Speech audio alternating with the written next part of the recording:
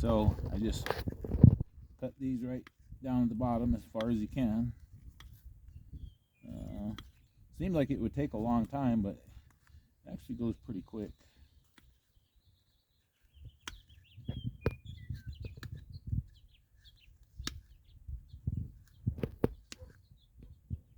Actually, you could pause it because it's going to take a little while. And I got to do the other side too. And then we'll... Is it going? Okay, so I was cutting these pleats apart, and this cardboard piece right here just split, which isn't really... kind of looks like the pleats had separated from that. So I guess this is what people refer to when they're talking about poor Fram quality. It's the construction of it, you know. I'll be honest, when they came out with these this textured whatever you want to call it on the end of the filter, I thought that was a great idea. But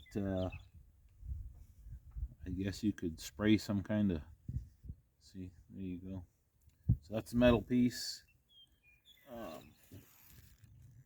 We'll keep cutting this, see if it just falls apart again.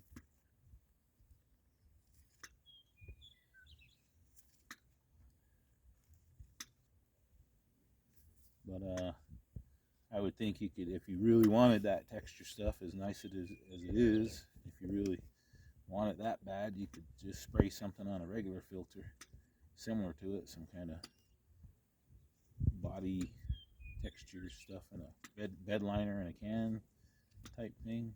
I don't know.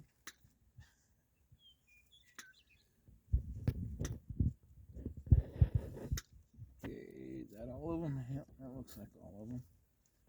So yeah, you can just tell it's not the highest quality. They didn't spend the most money manufacturing that. So